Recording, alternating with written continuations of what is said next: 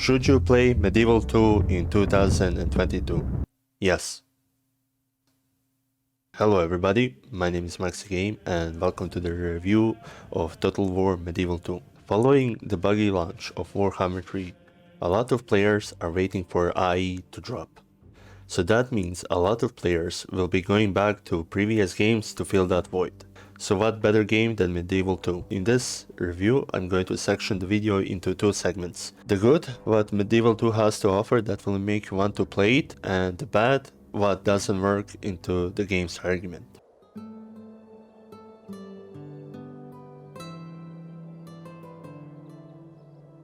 As soon as you enter into the game, you will be presented by silhouettes of bulky soldiers followed by a chant. This will already immerse into the time period and give you a kind of sense of dread if you could portray it as such.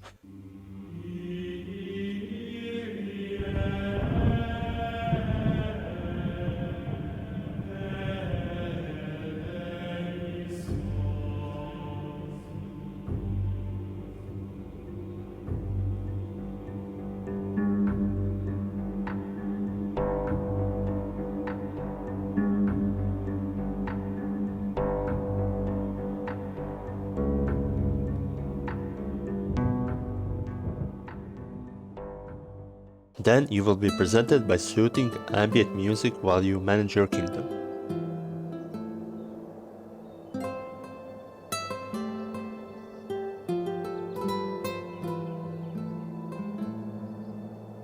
But perhaps the best music in Medieval 2 comes from the battles. Just listen to this one and tell me it doesn't hype you up.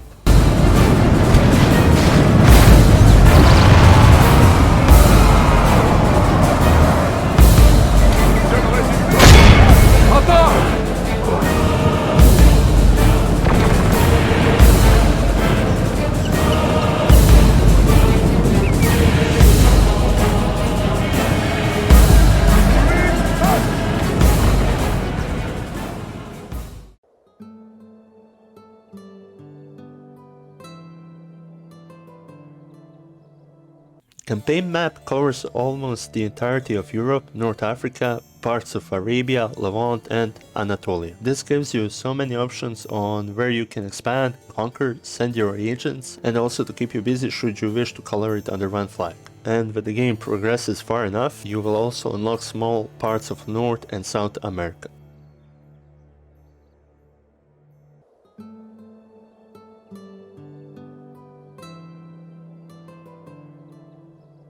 Huge map also comes wide range of factions with their own unique culture, units, starting position and religion. Though granted, there are only two major religions and two unique smaller religions. Let's say you want to play as England. Your traits are strong infantry and unique longbowmen with poor variety of cavalry. Your starting position is very interesting since you have England itself and small holding in France. From there, the choices are plentiful.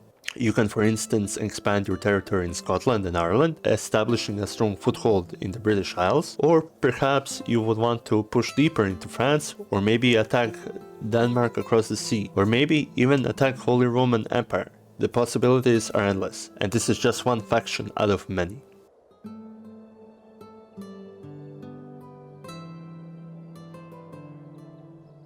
One of the most prominent gameplay mechanic of Medieval 2 is religion. The two main religions are Christianity and Islam, although Christianity has more mechanics. Christian factions divide themselves into Orthodox and Catholics. Now here is where it gets interesting. Catholic factions have to appease the Pope, otherwise they could get excommunicated. The factions that are excommunicated have their relations dropped with other Catholic factions. They gain public order penalty, and other Catholic factions can freely attack them without angering the Pope. Since if you declare a war on another Catholic faction that is not excommunicated, you will lose relations with the Pope.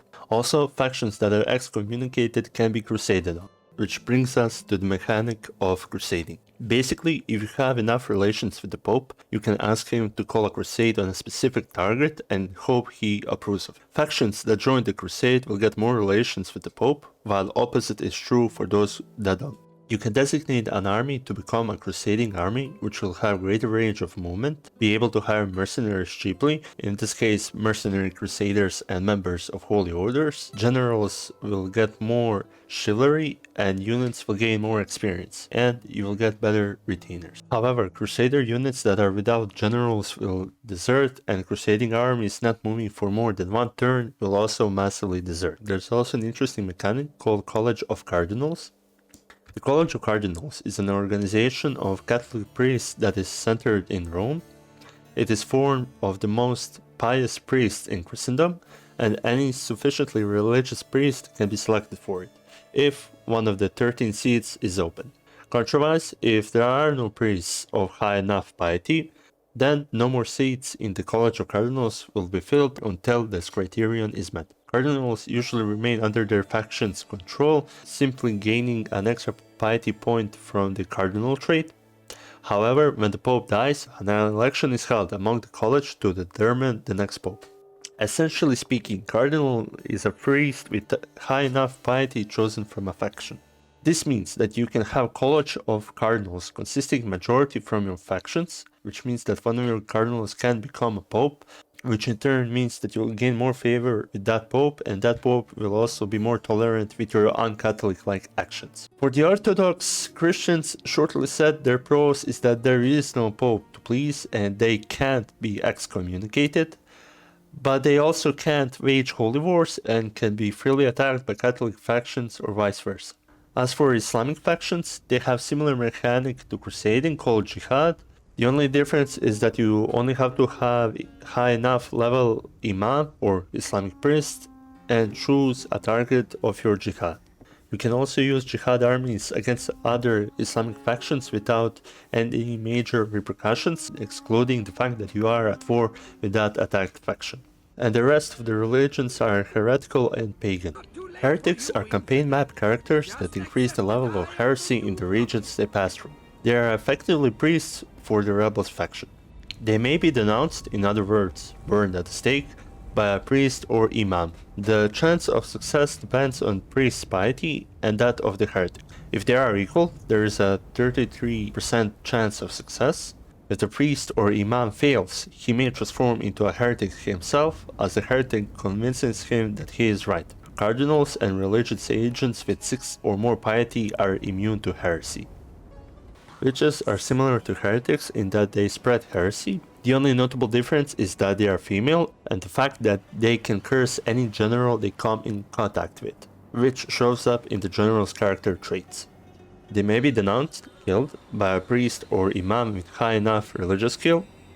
They may kill priests and imams attempting to denounce them, and they are the infamous Inquisitors. Inquisitors are special agents sent by the Pope to deal with the provinces that have especially high heresy levels. These agents have the power to denounce any characters they suspect of blasphemous behavior, whether they be priests or even faction leaders, though they usually deal with the witches and heretics before moving to denounce your generals. Denouncing a character has the effect of putting him up for trial for heresy. If found guilty, the accused character will be executed. Inquisitor's piety level directly affects their chances of successfully convicting your characters of heresy, while on the other hand, your general's piety levels directly affect their chances of surviving. Inquisitors, like any other campaign map character, can be assassinated. However, since they represent the Papal States, there may be some serious diplomatic consequences for attempting and failing this.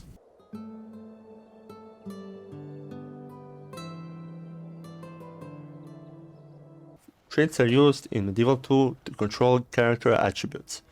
For example, how good a general is at attacking in a siege battle, how likely he is to have children, or for a spy, how successful he is in carrying out his missions. Traits are assigned according to triggers that fire under certain circumstances. For example, when a general wins in a battle or stays in a settlement that has a certain building, or when a spy successfully completes a mission.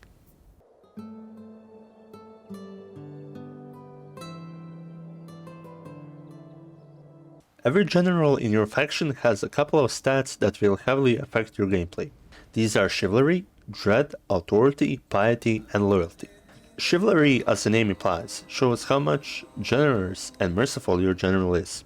This means that a general with high enough chivalry status will give bonus morale to your troops. Your settlements will have increased prosperity, and it will increase the public order in the settlement. Chivalry is gained by releasing prisoners, peacefully occupying towns, and letting your enemies escape during battle. Dread, on the other hand, is opposite to chivalry. It shows how cruel and dreadful your general is. Generals with high dread will give morale penalty to enemy troops and will increase public order in settlements. Dread is gained by massacring towns and killing prisoners. Authority shows how much authority your faction leader projects on his subjects.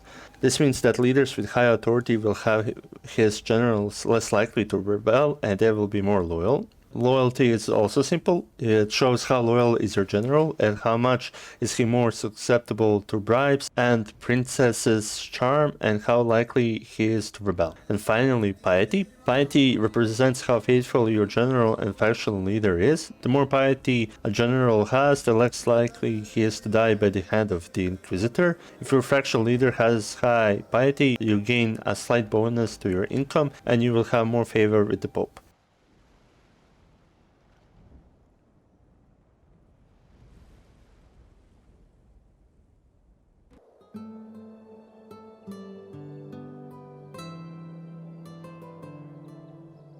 Priests are trained in a settlement or castle with religious buildings and serve the following function. They spread the fate of their faction in its regions along with whatever religion's buildings have been built, and also provide a mobile way to spread their fate in other regions or territories.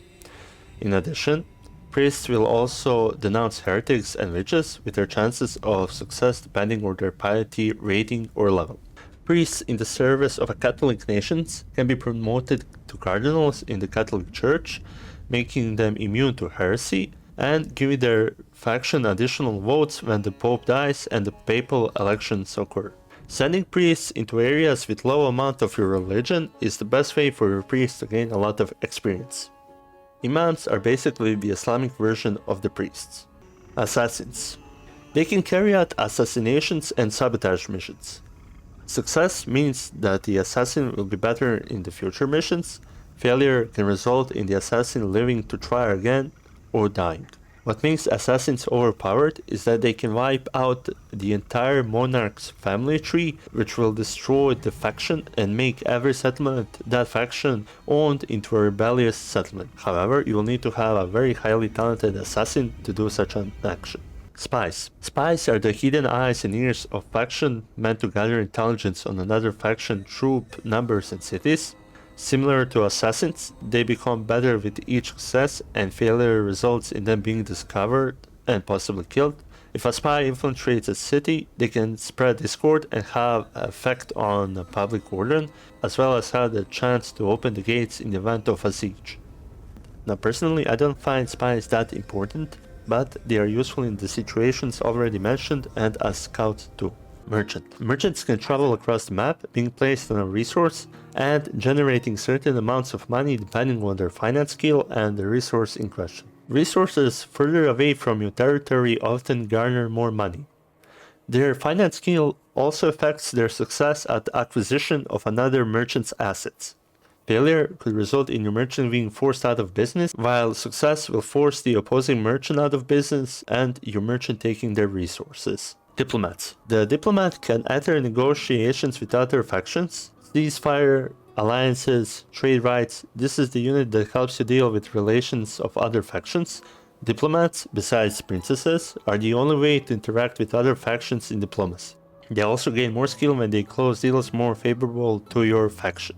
Princess. A princess is a female member of your family that came of age and is ready to serve your faction. They operate similar to diplomats, however offer a special function. A princess's charm can influence a faction accepting something you offer and can even marry generals in your faction or others and increase their loyalty if their charm is sufficient. Charm that is low often results in a penalty to loyalty and possibly producing children if married with a general. The princess could also be offered to another faction to marry the faction heir, thus creating an alliance between these two factions.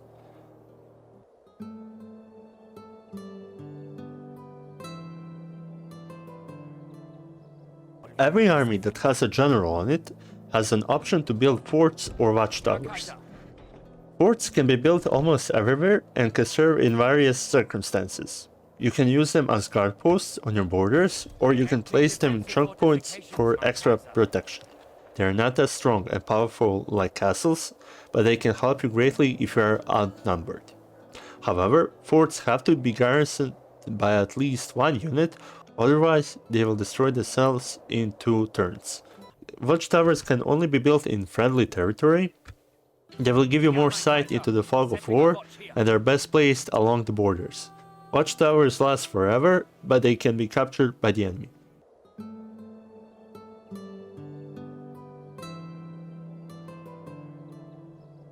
Unlike in later games, there are no toggleable stances in Medieval 2. Instead, they are activated on the campaign map itself, meaning that if you wanted to place an ambush, you will have to move your army to a tree area in order to activate it. And the other stances is a raiding stance, but this one happens passively when your army is in the area of the enemy settlement.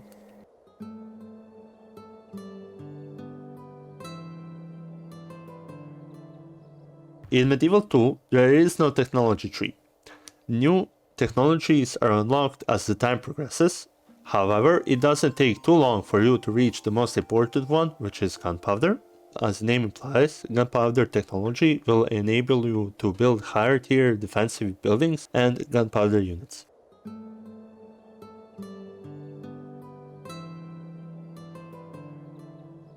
Perhaps one of the greatest features of Medieval 2 is the fact that there is no building limit in Medieval 2, meaning that you can build anything that you are able to build, which gives you more options to strategize about settlement management and to prioritize what kind of building is more important to build where. However, there is a great caveat here.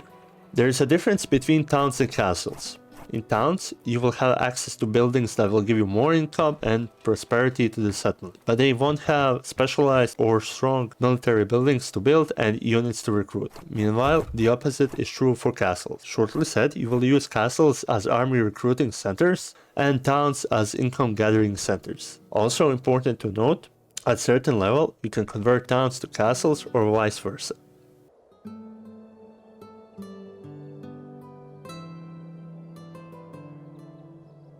Perhaps every seasoned Total War player will admit that Medieval 2 and Roman battle speeches were the best in the entire franchise, and for a couple of good reasons. For example, the insults. Each faction you play as will have different insults for other factions, and sometimes the insults are downright hilarious. The general or captain who gives the speech will also tell you what type of units or tactic the enemy will try to use, and so on. Also, depending on general's traits, his speeches can vary from a glorious leader to a coward to an uninterested or a madman.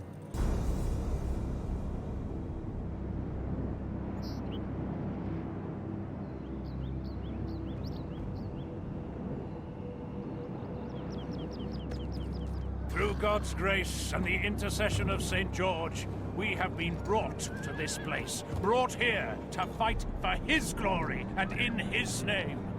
Our enemies must quail before our righteous might.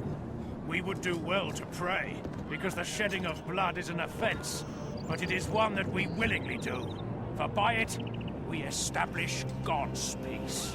Our French foes hold us in scant regard, lads. This is a mistake they often make, being arrogant and wine-sotten in equal measure.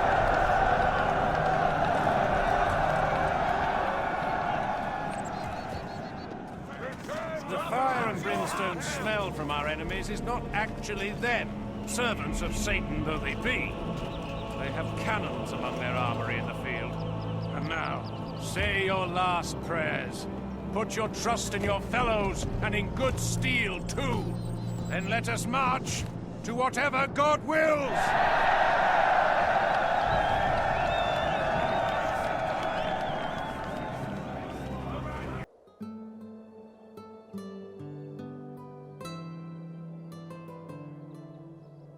In Medieval 2, height advantage manifests itself into two ways.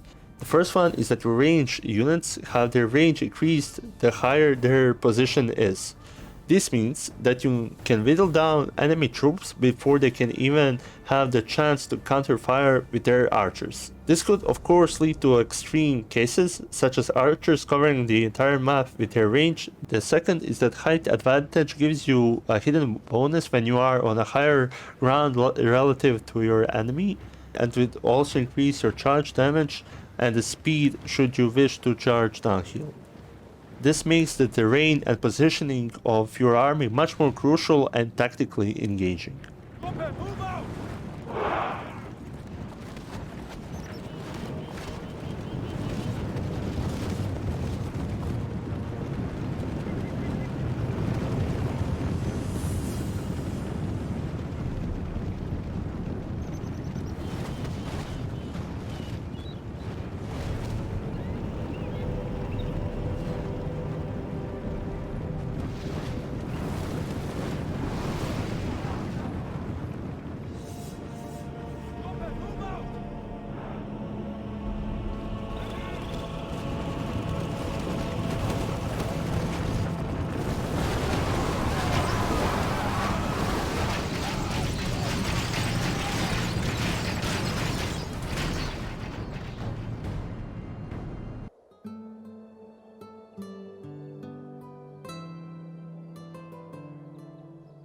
Flanking in this game is especially crucial since it can mean a quick victory or a devastating defeat for both of you and your opponent.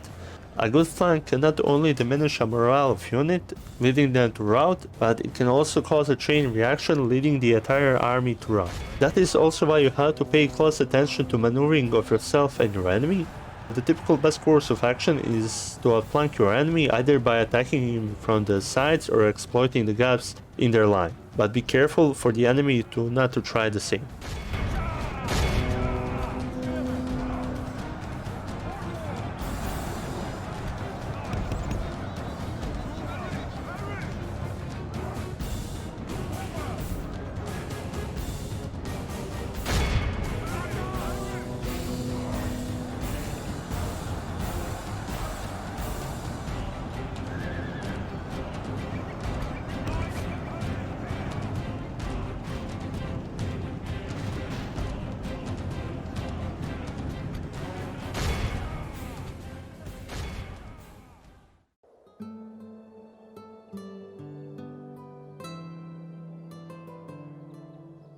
Of big importance when you are fighting your enemy is the type of units they use. Weaker units such as militia or basic spearmen can be used as cannon fodder or to fill the gaps that are made in your army, or to protect the flanks if needed. But on their own and without the support, they will be easily crushed. Heavy infantry can hold the line and will be in the thick of it. Archers are good for attacking unarmored units or dealing lots of small damage relatively quickly to armored units. Crossbowmen have armor-piercing damage, but take a lot of time to shoot and are best used for attacking armored units. Gunmen are perhaps the best ranged unit, since their shots are guaranteed to kill a lot of armored units and cause huge morale shocks to units wearing light armor, which also happen to have low starting morale. Heavy cavalry are best used to crush the infantry from the flank or behind, but can get bogged down or even killed if attacking spearmen from the front. Light cavalry and horse archers will be used to harass the enemy or bait the heavy cavalry away from the front line. Light artillery will be weak or useless against the walls, but it will be devastating to the infantry. The opposite is true for heavy artillery. General is a glass cannon. He inspires his units and has one of the best stats, but should he die, most likely his army will die with him due to the huge morale shock his death causes. These are just the basic information about the units. There are a lot of others that I didn't mention, but each of these units have their role in combat and can lead to diverse and interesting tactical gameplay.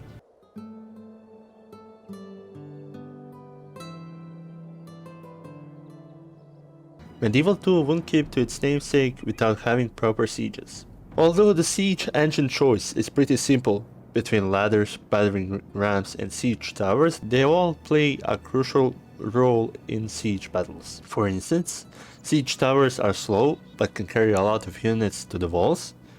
They are vulnerable to fire and especially vulnerable to cannon fire, making them almost redundant against castles and towns that have towers with cannons in them.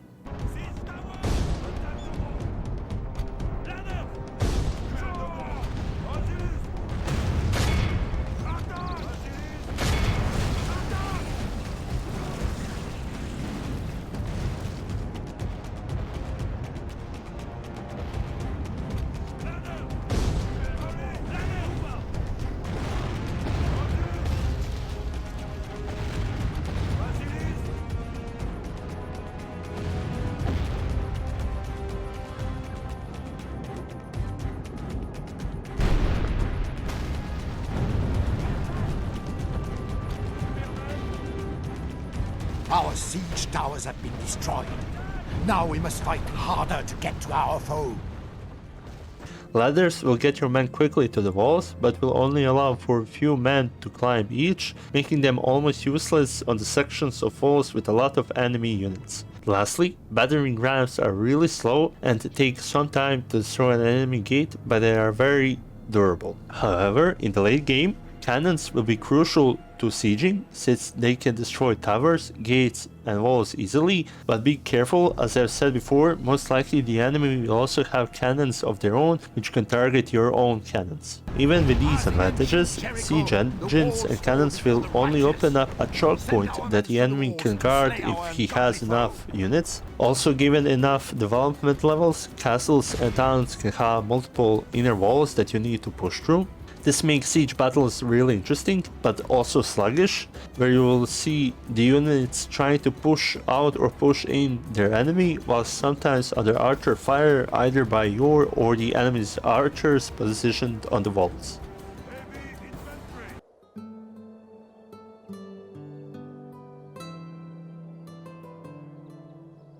Though there are not that many abilities in Medieval 2, they are pretty self-explanatory and you will use them almost all the time. These are Rally Troops. This ability is unique to generals and gives a temporary morale boost to all nearby friendly units. This may stop wavering units from breaking or encourage routing units to rally. Sharpened Stakes. This ability allows missile units to place a row of heavy wooden stakes in front of their current position. It can only be used during deployment. This forms a defense wall that is ideal for deterring cavalry charges. Spear Wall Formation. This ability allows a spear-wielding unit to form a deadly wall of spears that makes it extremely difficult to attack from the front, while in this formation the unit moves slowly and cannot run. Fire Flaming Ammo. This ability allows units with missile weapons to set fire to their ammo, but adds extra fire damage to the shots that connect. Fire Exploding Ammo. This ability lets the unit use exploding shot. These advanced munitions detonate on impact, creating a deadly hail of shrapnel that will kill most units caught in the blast. Barrage Fire. This ability allows gunpowder artillery to fire many individual shots in a single attack. Rotting Cow Carcass. This ability loads a decaying bovine carcass into a trebuchet, which will create a cloud of nauseous gas on impact. Units affected by gas suffer a morale penalty. Circle and Shoot. Causes missile cavalry units to ride in a circle as they attack the enemy, making their shots slightly less accurate, but making the cavalry much more difficult to hit. Wedge Formation. This ability allows a cavalry unit to form into a narrow wedge that is ideally suited to moving through enemy lines rather than stopping to engage. Shield Throne Formation. This ability allows a spear or pike wielding unit to assume a circle of formation with all troops facing outwards. This is a useful defense formation without numbered or surrounded.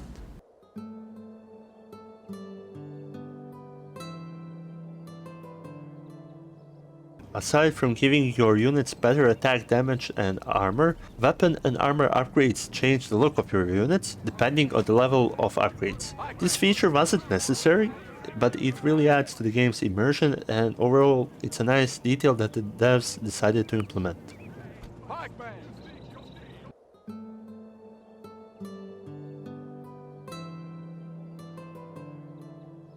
In Medieval 2 there is no such thing as auto-replenishment, meaning that you will have to manually replenish your units in settlements, and if those settlements have required buildings that enable you to replenish certain units. This may seem like an unnecessary hindrance, but in actuality it makes battles more interesting. What do I mean by this? Well, if your units are so precious, this means that you are less incentivized to throw your units into a meat grinder and more tactically engaged to utilize your units where they will suffer less casualties. It also means that an army of fully armored knights and elite soldiers isn't that viable in the long term, since they can't be replenished the further from your territory you go. The emphasis is on the combined usage of low tier units that can be replenished almost everywhere and scarce usage of high level troops.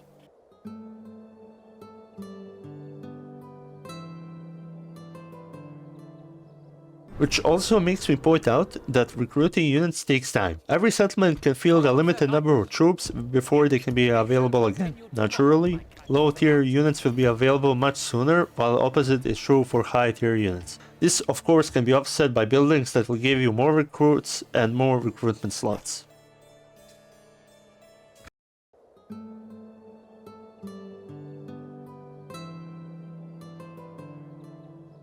One of the features that later installments lack is upgradable arms and armor in custom battles. Aside from battle experience, you can upgrade weapons or armor or both in custom battles. I don't know why this was removed in later titles, but I consider it one of the important features that are missed out on in the later games.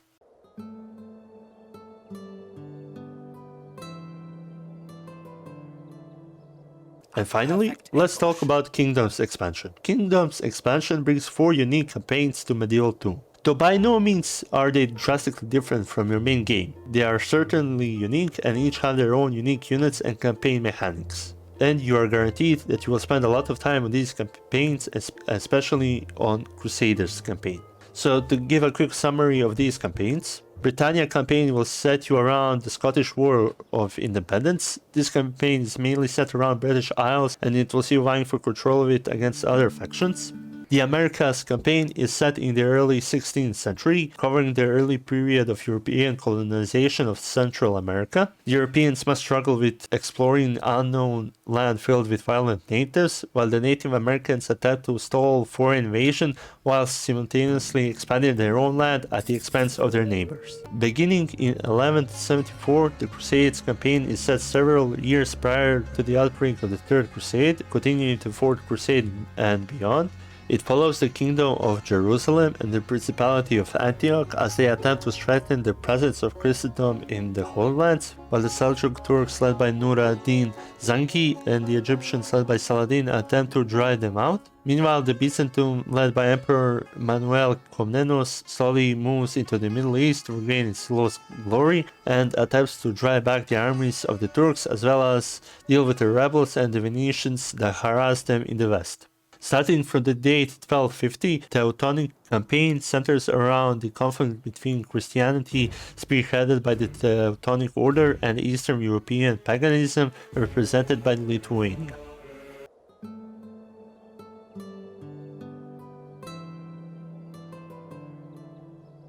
In this part of the video, I'm going to mention some glaring issues Medieval 2 has. First of all, diplomacy is dog poop. Total War franchise is infamous for its bad diplomacy, but this is mostly true for older games, and unfortunately Medieval 2 is not an exception. AI will declare a war on you or break treaties for no reason. Most of the time they will not suffer consequences of excommunication if they are an aggressive Catholic faction. This means that you cannot rely on AI as your friend at all.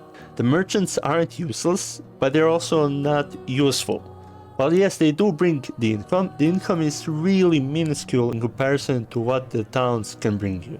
Spies and assassins could have been easily merged into one agent. This would significantly decrease your agent management once you get into the situation where you have lots of agents. The diplomats are double-edged swords, while on the other hand, it's cool that you can send a person to conduct diplomacy for you. If you want to interact with other factions, especially those that are far away, you are going to have to wait for some time. While this is realistic, it's also kind of boring, so depending on your preference, you may like or dislike this feature.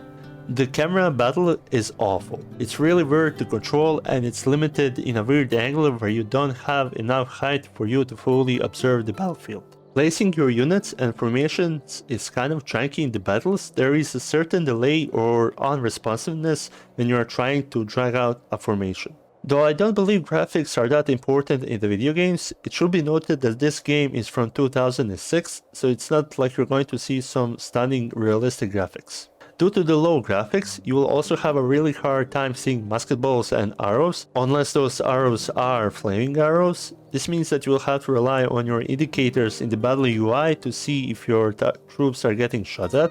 The AI for most of the time is solid, but in sieges it can get finicky, especially around the walls. The pike units in this game are completely useless because they are programmed to draw their swords when it's not needed to do so. This of course can be overcome, however you would need to mod it and change some files for it to work. If you do manage to do so, then pike units become as strong as they are supposed to be.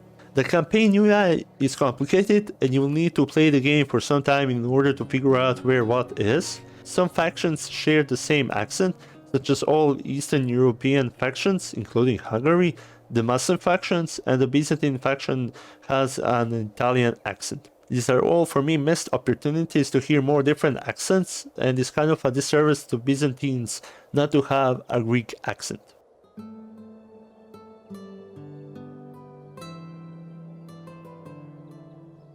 Well, that was all I had to say. Medieval 2 has been and is one of the CA's most important games, and rightfully so. In its early days it was innovative and clearly made with fashion first in mind, and as such became a fond memory of gamers who played it when it came out. To this day it still stands the test of time even with its flaws.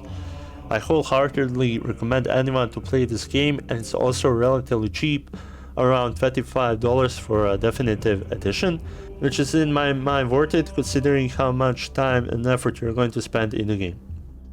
Also, I forgot to mention, I used a lot of guides from the game wiki and the Reddit and Steam forums, and even the user manual to find information, so there's a lot of things I missed, and you can of course search for yourself for some extra info. If you guys stuck around to the very end, I thank you very much for watching the video. I would be also thankful if you subscribe to my channel and like the video. Most of the time I play video games, so if you would like to see me doing that, then by all means you are welcome to head over to the channel. Once again, thank you guys and bye.